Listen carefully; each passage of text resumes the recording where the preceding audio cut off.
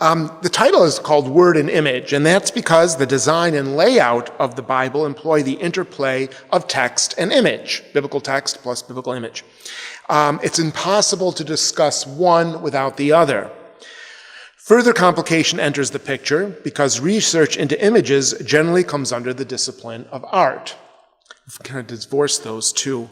And the study of biblical text falls under either theology or early Christian literature, depending on the school or the department that a person's studying in. Consequently, if nothing else, presentations such as this make for lively discussions. The handout you have lists all the images that I'll be showing after I provided a short outline on how people of faith should engage the St. John's Bible. And I say should engage, maybe one of many ways. I'm not going to sit here and dictate how it should be done because that, I think, goes against even the whole program. The whole program is to open up the Word of God so that people can open up their experience of the Word of God so that the Word of God can speak in more and varied voices. But this is one way that at least we were working with it.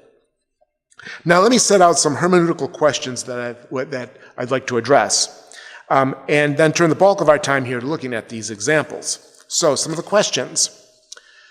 Number one, should Christian tradition have a role in interpreting these texts for today? If so, what is it? Two, should patristic exegesis have a role in interpreting these texts for today? And if so, what is it? Number three, should historical criticism have a role in interpreting these texts for today? And if so, what is it?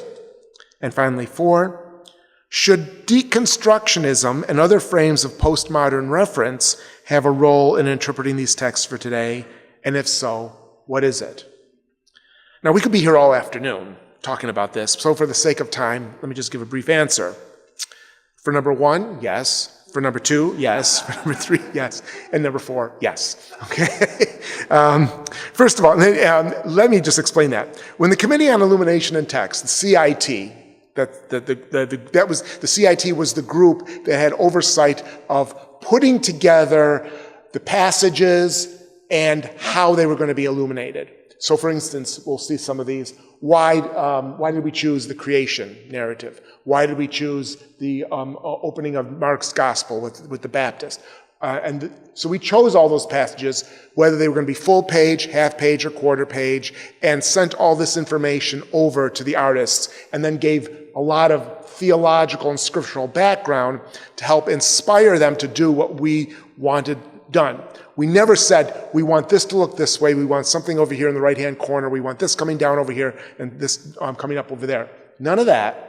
But what we did do is just place out, this passage is important because it's one of the bookends for the gospel, or it ties this book over with this passage over here, and it's very important in the Christian tradition. By this passage, is one of the bases of Trinitarian theology, any number of things like that. And just present it to the artists with the hope that by reading all this information, they themselves would be inspired to make art out of it. So we did not ask ourselves, by the way, these four questions I have here, we didn't ask ourselves any of those questions, at least not explicitly. We just jumped into the texts at hand and started to discuss them. But we did so with the intention and knowledge that we would be working on a Christian Bible. I remember at one point when this started getting going.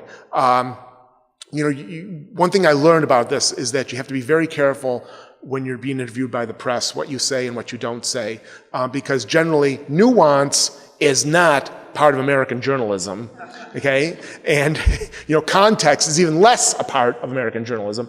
What soundbite is the part, and if it's a controversial soundbite, that's what you got to be careful of. So the whole thing we were talking about, this was going to be an ecumenical Bible, and of course in a Christian context, ecumenical means within the household, a Christian Bible.